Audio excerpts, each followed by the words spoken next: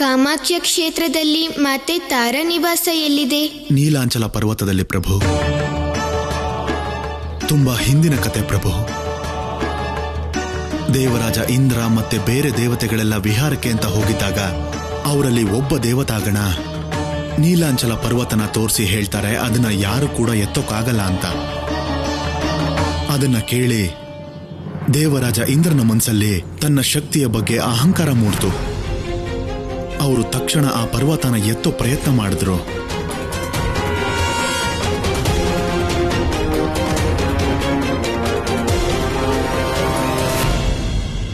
ಆದ್ರೆ ಆ ಪರ್ವತನ ಎತ್ತೋಕೆ ಯಾಕಾಗೋದಿಲ್ಲ ನಂದಿ? ಯಾಕಂದ್ರೆ ಆ ಪರ್ವತನ ಮಾತೆ ತಾರಾ ಸ್ತಂಭನ ಮಾಡಿ ತನ್ನ ನಿವಾಸ ಮಾಡ್ಕೊಂಡಿದ್ರು ಪ್ರಭು. ಬೇಡ ಬಿಡಿ ದೇವರಾಜ, ಈ ಪರ್ವತ ಮಾತೆ ತಾರಾ ನಿವಾಸ ಸ್ಥಾನ. ಈ ಪರ್ವತ ಎತ್ತೋದು ಅಸಂಭವ. ದೇವರಾಜ ಇಂದ್ರನಿಗೆ ಯಾವುದೋ ಅಸಂಭವ ಅಲ್ಲ. ನನಗೂ ಹಾಗೆ ಅನ್ಸುತ್ತೆ ದೇವರಾಜ. ಪ್ರಯತ್ನ ನಿಲ್ಲಿಸಿ, ಮಾತೆ ತಾರಾಗೆ ಕೋಪ ಬರ್ಬೋದು. ನಿಲ್ಸೋದಿಲ್ಲ. ತಾರಾಗೋ ಗೊತ್ತಾಗ್ಲೇಬೇಕು ನನ್ನ ಶಕ್ತಿ ಏನು ಅಂತ.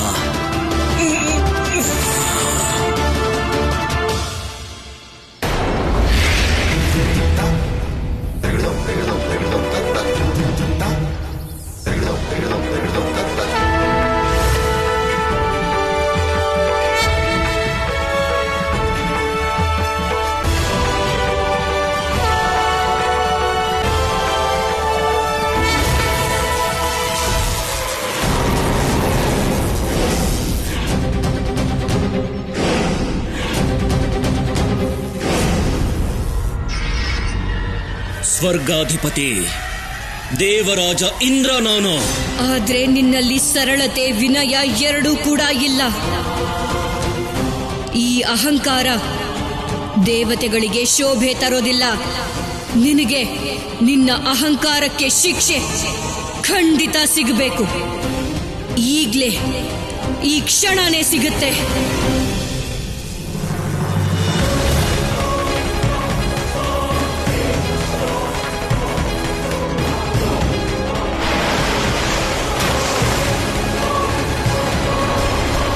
ಈ ರೀತಿ ಕೋಪದಲ್ಲಿ ಮಾತೆ ತಾರಾ ದೇವರಾಜ ಇಂದ್ರನಿಗೆ ಶಿಕ್ಷೆ ಕೊಟ್ರು ಪ್ರಭು. ಆಮೇಲೆ ಏನಾಯ್ತು ನಂದಿ?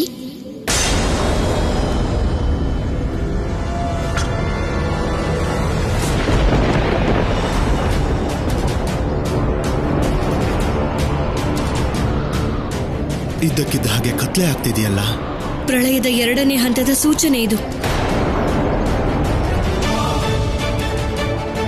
ಆದ್ರೆ ಸೂರ್ಯನ ಅಂತ್ಯ ಅಮಂಗಳಕಾರಿ ಮಾತೆ. ಹೌದು. ಒಂದ್ ವೇಳೆ ಸೂರ್ಯ ಕಣ್ಮರೆ ಆದ್ರೆ ಜಗತ್ತಲ್ಲಿ ಜೀವಿಗಳ ನಾಶ ಆಗತ್ತೆ. ಆದ್ರೆ ನಾವು ಈ ಪ್ರಳಯನ ತಡೆಯೋಕೆ ಅಂತಾನೆ ಮಾತೆ ತಾರಾ ಇರೋ ಜಾಗಕ್ಕೆ ಹೋಗ್ತಾ ಇದ್ದೀವಿ ಗೆಳತಿ. ಮತ್ತೆ ನಿಮ್ಗೆ ಚಿಂತೆ ಯಾಕೆ? ಹೇಗೆ ಮೊದಲನೇ ಮಹಾವಿದ್ಯೆ ಸಮಯದಲ್ಲಿ ಬಂದಿರೋ ಸಂಕಷ್ಟ ಮಾಯ ಆಯ್ತು, ಹಾಗೆ ಇದು ಮಾಯ ಆಗತ್ತೆ ಗೆಳತಿ. ನಂದಿ, ಈಗ ನೀವ್ ಹೇಳಿ, ಆಗ ಇಂದ್ರನ ಅಪಾಯದಿಂದ ಯಾರು ಕಾಪಾಡಿದ್ರು? ಮತ್ತೆ ಅವರನ್ನ ಸಮುದ್ರದಿಂದ ಯಾರು ಎತ್ತಿದ್ರು? ಅದಕ್ಕೂ ಒಂದು ಕಥೆ ಇದೆ ಪ್ರಭು. ಮಾತೆ ತಾರಾ ಹಾಕಿರೋ ಬಂಧನನ ತಡೆಯೋದು ತ್ರಿಲೋಕದಲ್ಲಿ ಯಾರಿಗೂ ಸಾಧ್ಯ ಇರಲಿಲ್ಲ. ಅದರಲ್ಲೂ ಮಾತೆ ತಾರಾನ ಎದುರಿಸೋಕಂತೂ ಸಾಧ್ಯನೇ ಇರಲಿಲ್ಲ. ಹಾಗಾದ್ರೆ ದೇವರಾಜ ಇಂದ್ರ ಸಮುದ್ರದಲ್ಲೇ ಇದ್ರ? ಇಲ್ಲ ಪ್ರಭು. ಆಗ ಎಲ್ಲ ದೇವಿ ದೇವತೆಗಳು ಸೇರಿ ತಾರಕೇಶ್ವರ ಮಹಾದೇವನ ಆವಾಹನೆ ಮಾಡಿದ್ರು. ಅವರೆಲ್ಲರೂ ಕರೆದಿದ್ದನ್ನ ಕೇಳಿ ತಾರಕೇಶ್ವರ ಮಹಾದೇವ ಅವರೆಲ್ಲರ ಮುಂದೆ ಪ್ರತ್ಯಕ್ಷ ಆದರು.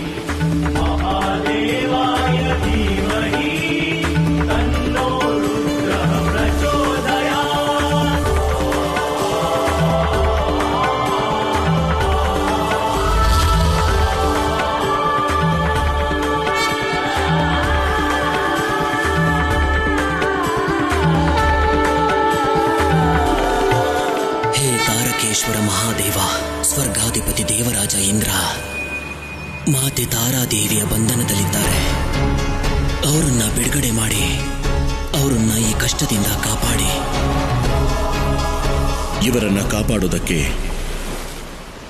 ದೇವಿ ತಾರಾಯಿಂದ ಮಾತ್ರ ಸಾಧ್ಯ.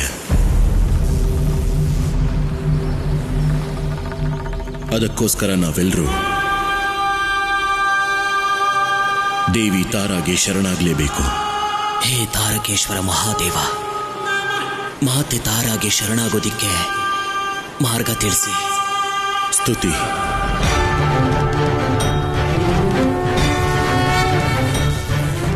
ಬನ್ನಿ, ನಾವೆಲ್ಲರೂ ಒಟ್ಟಿಗೆ ಸೇರಿ ಕಾಮಾಖ್ಯ ಸ್ತೋತ್ರವನ್ನು ಪಠಿಸಿ ಅವರನ್ನು ಪ್ರಸನ್ನರಾಗಿಸೋಣ.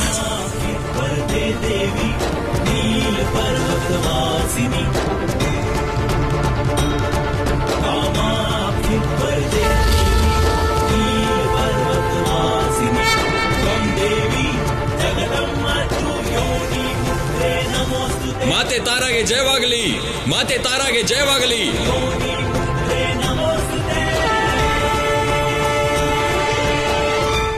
ನಿಮ್ಮ ದಯೆ ಅಪಾರವಾದ್ದು. ದಯವಿಟ್ಟು ದಯೆ ತೋರಿಸಿದೇವಿ. ಇಂದ್ರನನ್ನ ಬಿಡುಗಡೆ ಮಾಡಿ. ಯಾವ ಅಹಂಕಾರದ ಶಿಕ್ಷೆ ನೀವು ಅವನಿಗೆ ಕೊಟ್ಟಿದ್ದೀರೋ ಆ ಅಹಂಕಾರ ಈಗ ನಾಶ ಆಗಿ ಹೋಗಿರುತ್ತೆ.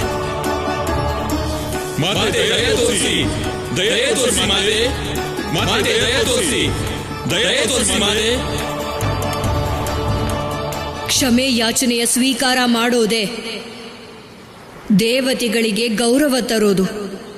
ನಾನು ಬಂಧನದಿಂದ ಮುಕ್ತಗೊಳಿಸ್ತೀನಿ.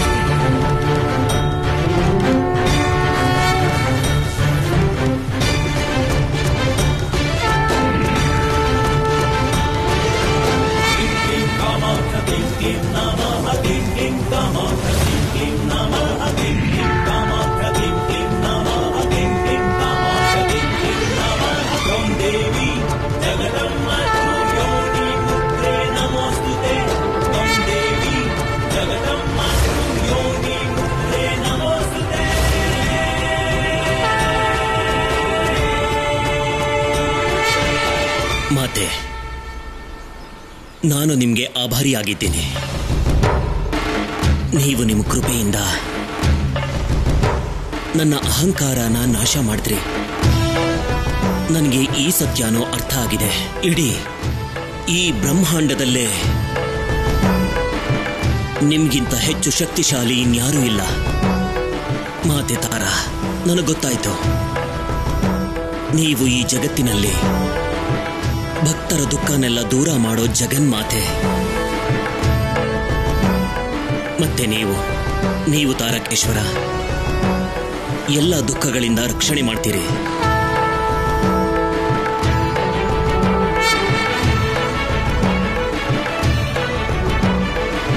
ಈ ರೀತಿ ಮಾತೆ ತಾರಾ ಇಂದ್ರದೇವನ್ನ ಕ್ಷಮಿಸಿದ್ರು. ಎಂತ ಅದ್ಭುತವಾದ ಕತೆ ಹೇಳ್ದೆ ನಂದಿ. ಈ ಕಥೆಯಿಂದ ಜಗತ್ತಿಗೆ ಸಿಗೋ ಪಾಠ ಏನು ಅಂದ್ರೆ ಅಹಂಕಾರ ಸದಾ ಕಷ್ಟಕ್ಕೆ ಕಾರಣ ಆಗತ್ತೆ.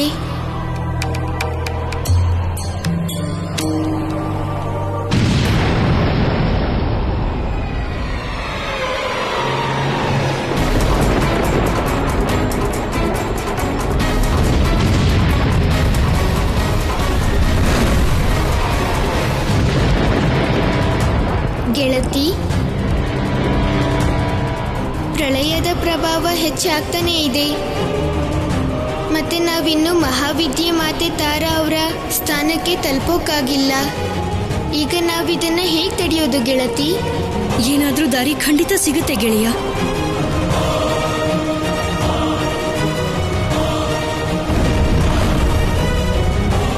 ನಂದಿ, ಹೇಳಿ ಪ್ರಭು.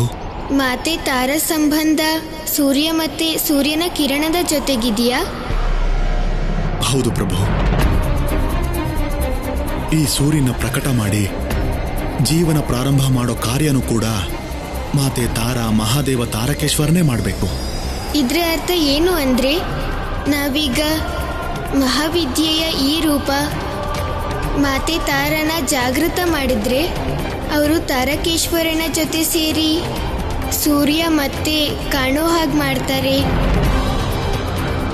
ಆಗ ಜಗತ್ತಲ್ಲಿ ಜೀವಿಗಳು ನಾಶ ಆಗೋದು ತಪ್ಪತ್ತೆ. ಹೌದು ಗೆಳೆಯ, ಸೂರ್ಯ ದೇವರಿಗೆ ಅವರು ಕಳ್ಕೊಂಡಿರೋ ಪ್ರಕಾಶ ಮತ್ತೆ ಸಿಕ್ಕಿದ್ರೆ ಪ್ರಳಯದ ಪ್ರಭಾವ ತಾನಾಗೆ ನಾಶ ಆಗತ್ತೆ, ಜನಜೀವನ ಸರಿ ಆಗತ್ತೆ. ಆದ್ರೆ ಅದಕ್ಕೆ ನಾವು ಆದಷ್ಟು ಬೇಗ ನಾವ್ ಅಂದ್ಕೊಂಡಿರೋದನ್ನ ಸಾಧಿಸೋದು ಅನಿವಾರ್ಯ ಆಗತ್ತೆ.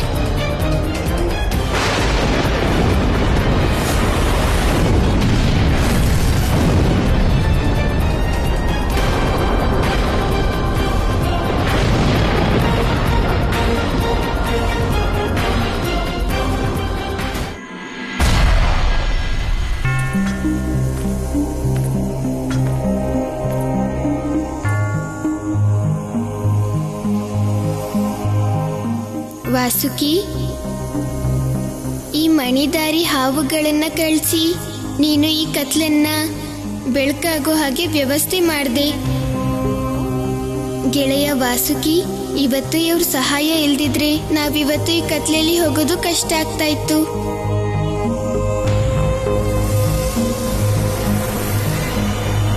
ಪ್ರಭು, ನಮ್ ಪ್ರಯಾಣ ಪೂರ್ತಿ ಆಯ್ತು. ನಾವು ಮಾತೆ ತಾರಾ ಶಕ್ತಿಪೀಠಕ್ಕೆ ಬಂದಾಯ್ತು.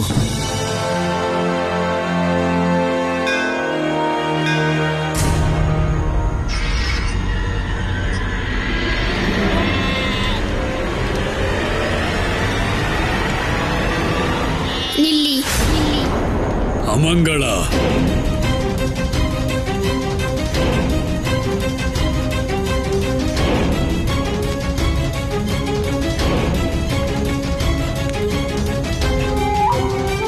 ನಮ್ಮ ಶುಭ ಕಾರ್ಯಕ್ಕೆ ಯಾಕೆ ಅಮಂಗಳ ಮಾಡ್ತಿದ್ಯಾ? ತಿಳ್ಕೊಳ್ಳೋದಿಕ್ಕೋಸ್ಕರ. ಯಾಕೆ ಕೊಲ್ತಾ ಇದ್ದೀರಾ ಈ ಮುಕ್ತ ಪ್ರಾಣಿನ? ಯಾಕೆಂದ್ರೆ ಮಾತೆ ತಾರಾದೇವಿ ಮತ್ತು ಮಹಾದೇವನ್ನ ಹೊಲ್ಸ್ಕೊಳಕ್ಕೆ. ನೀವು ಹೀಗ್ ಮಾಡೋದ್ರಿಂದ ನಿಮ್ಮ ಇಷ್ಟ ದೇವತೆ ಪ್ರಸನ್ನ ಆಗ್ತಾರಾ? ಇದೇ ನಮ್ ಪೂಜೆ ಮತ್ತೆ ಅವ್ರನ್ನ ಹೊಲ್ಸ್ಕೊಳ್ಳೋ ವಿಧಾನ. ಆಗ ಅವರು ಪ್ರಸನ್ನ ಆಗಿ ಜಗತ್ತಿಗೆ ಬಂದಿರೋ ಸಂಕಷ್ಟನ ದೂರ ಮಾಡೋದಕ್ಕೋಸ್ಕರ, ಕತ್ಲೆಯಲ್ಲಿರೋ ಸೂರ್ಯನ ಮತ್ತೆ ಬೆಳಕಿಗೆ ತರೋದಕ್ಕೋಸ್ಕರ ನಾವಿದನ್ನೆಲ್ಲ ಮಾಡ್ತಿದೀವಿ. ಈಗ ನಮ್ ದಾರಿಗೆ ಅಡ್ಡ ಬರ್ದೆ ಇಲ್ಲಿಂದ ಹೊರಟೋಗಿ. ಇದು ಪೂಜೆ ಅಲ್ಲ, ಅಸಹಾಯಕ ಮೂಕ ಪ್ರಾಣಿಗಳ ಹತ್ಯೆ. ಪ್ರಾಣ ಹತ್ಯೆ ಮಾಡೋದು ಪಾಪ,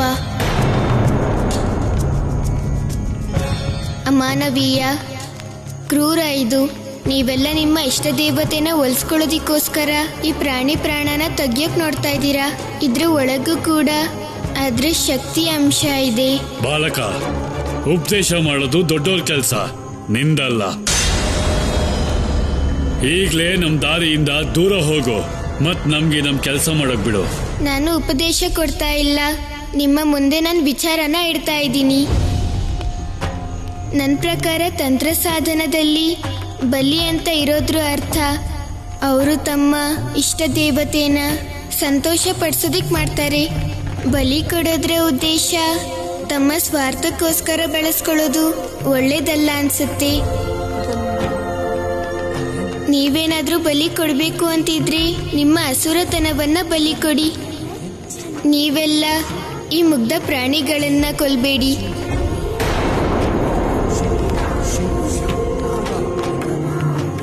ನಿಮ್ಮೊಳಗಿರೋ ನಿಮ್ಮತನನ ಬಲಿ ಕೊಡಿ. ನಿಮ್ಮ ಸ್ವಾರ್ಥ, ನಿಮ್ಮ ಅಹಂಕಾರನ ಬಲಿ ಕೊಡಿ. ಸ್ವಾರ್ಥದ ಬಲಿನೇ ಇಷ್ಟ ದೇವತೆನ ಒಲಿಸ್ಕೊಳ್ಳೋ ಮೂಲ, ಅವರನ್ನ ತಲುಪುವಂತಹ ಮಾರ್ಗ. ಹಾಗಾಗಿ ಪಶು ಹತ್ಯೆನ ಮಾಡಿ ಪಾಪಕ್ಕೆ ಗುರಿಯಾಗಬೇಡಿ.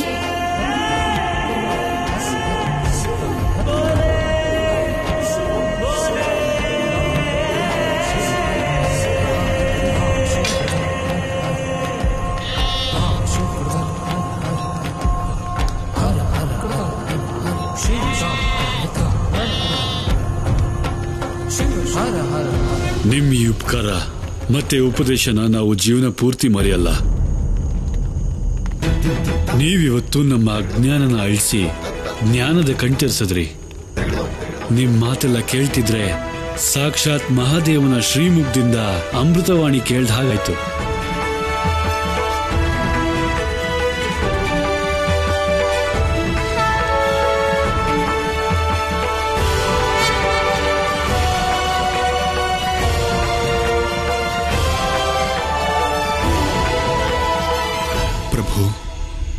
ನೀವು ಎಷ್ಟು ಸರಳವಾಗಿ ಅವರ ಒಳಗಡೆ ಅಜ್ಞಾತ ರೂಪದಲ್ಲಿದ್ದ ಅಂಧಕಾರನ ಹೋಗಿಸಿ ಜ್ಞಾನನ ಜಾಗೃತಿ ಮಾಡಿದ್ರಿ. ನಿಮಗೆ ಗೊತ್ತಾ ಗೆಳೆಯ, ಇವತ್ತು ನಿಮ್ಮ ಮಾತನ್ನ ಕೇಳಿ ನನಗೆ ನನ್ನ ಮಹಾದೇವ ನೆನಪಾದ್ರು.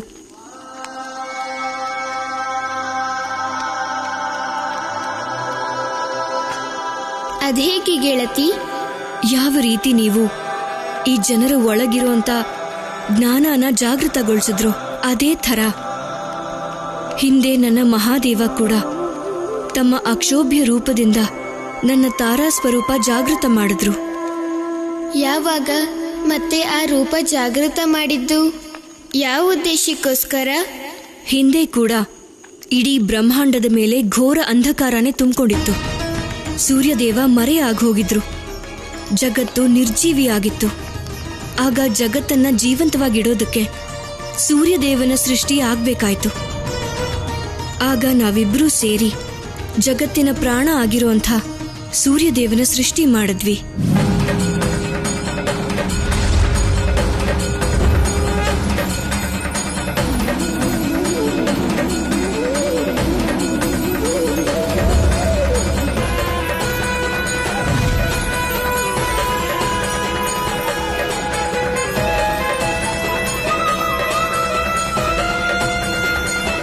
ದೇವಿ, ನನ್ನ ಅಕ್ಷೋಭ್ಯ ರೂಪದ ಶಕ್ತಿ ನೀನು. 10 ಮಹಾವಿದ್ಯೆಗಳಲ್ಲಿ 2ನೇ ಮಹಾವಿದ್ಯೆ ತಾರಾ ಹೆಸರಿನಿಂದ ನೀನು ಈ ಜಗತ್ತಿನಲ್ಲಿ ಪ್ರಸಿದ್ಧಿಯಾಗ್ತೀಯ.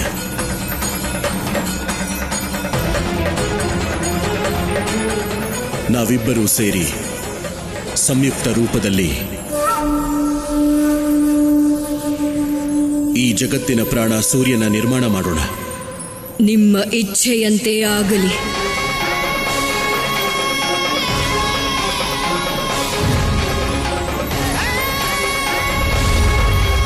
ಆಗ ದೇವಿ ತಾರಾ ಮತ್ತೆ ಅಕ್ಷೋಭ್ಯ ಮಹಾದೇವನ ಶರೀರದಿಂದ ದೊಡ್ಡ ಬೆಳಕಿನ ಉತ್ಪತ್ತಿಯಾಯಿತು. ಅದರ ತಾಪದಿಂದ ವಾಯುಮಂಡಲದಲ್ಲಿ ದೊಡ್ಡ ವಿಸ್ಫೋಟ ಆಯಿತು. ಅಲ್ಲಿ ಪರಮಾಣು ಉತ್ಪತ್ತಿಯಾಯಿತು. ಆ ಪರಮಾಣುನೇ ಬೆಳೆದು ವಿಶಾಲ ಸೂರ್ಯನ ರೂಪನ ಪಡ್ಕೊಳ್ತು.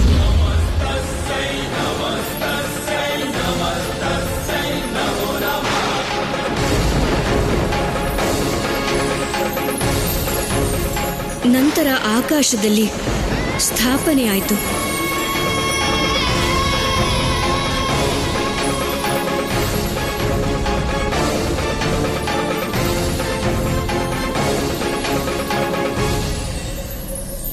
ನನ್ನ ಅವತಾರದ ಉದ್ದೇಶ ಪೂರ್ಣ ಆಯಿತು. ಈಗ ಇದೇ ಸೂರ್ಯ ಈ ಜಗತ್ತಿನ ಜೀವಿಗಳ ಜೀವಕ್ಕೆ ಆಧಾರ ಆಗ್ತಾನೆ. ಸೂರ್ಯನ ಪ್ರಾಣಶಕ್ತಿನೇ ಜೀವಿಗಳ ಪ್ರಾಣಶಕ್ತಿಯಾಗುತ್ತೆ. ಜನ್ಮ, ಜೀವನ, ಜೀವನದ ವಿಸ್ತಾರ, ಜೀವನದ ಸೌಂದರ್ಯ ಈ ಸೂರ್ಯನ ಕಾರಣದಿಂದಾನೇ ಸಾಧ್ಯವಾಗುತ್ತೆ.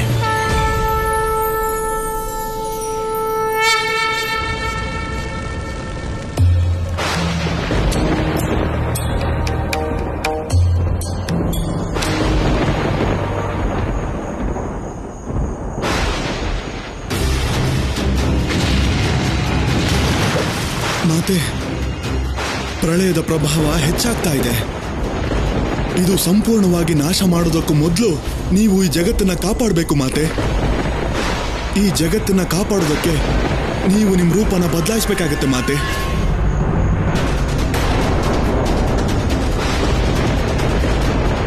ನಂದಿ ಸರಿಯಾಗಿ ಹೇಳ್ತಾ ಇದ್ದಾರೆ ಗೆಳತಿ. ಈ ಪ್ರಳಯನ ತಡೆಯೋದಿಕ್ಕೆ ನೀವು 2ನೇ ಮಹಾವಿದ್ಯೆ ತಾರಾನ ಜಾಗೃತ ಮಾಡಲೇಬೇಕು.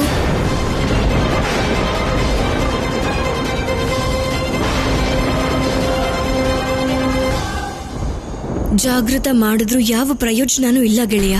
ಯಾಕೆ ಪ್ರಯೋಜನ ಆಗಲ್ಲ? ಯಾಕಂದ್ರೆ ಮಹಾದೇವನ ಅಕ್ಷೋಭ್ಯ ರೂಪ ಇಲ್ದೆ ದೇವಿ ತಾರಾ ಜಾಗೃತ ಆದ್ರೂ ಕೂಡ ಅವಳೊಬ್ಳಿಗೆ ಸೂರ್ಯನ ಸರಿ ಮಾಡೋದಕ್ಕೆ ಆಗಲ್ಲ. ನೀವು ಮಹಾದೇವನ ಚಿಂತೆ ಮಾಡಬೇಡಿ ಮಾತೆ, ಅವ್ರು ಬರ್ತಾರೆ. ಮೊದಲು ಬಂದಿದ್ರಲ್ಲ ಹಾಗೆ. ನಂದಿ, ಹೇಗ್ ಬಂದಿದ್ರು ಮಹಾದೇವ ಮೊದಲನೇ ಸಲ? ನಿಮ್ಮ ಪ್ರಾರ್ಥನೆಯಿಂದ ಪ್ರಭು. ಹಾಗಾದ್ರೆ ನಾನು ಈ ಸಲನೂ ಪ್ರಾರ್ಥನೆ ಮಾಡ್ತೀನಿ, ಮಹಾದೇವ ಅಕ್ಷೋಭ್ಯ ರೂಪದಲ್ಲಿ ಬರ್ಲಿ ಅಂತ. ಈ ಸಲ ಕೇವಲ ನಿಮ್ಮ ಪ್ರಾರ್ಥನೆ ಒಂದೇ ಸಾಲಲ್ಲ ಗೆಳೆಯ.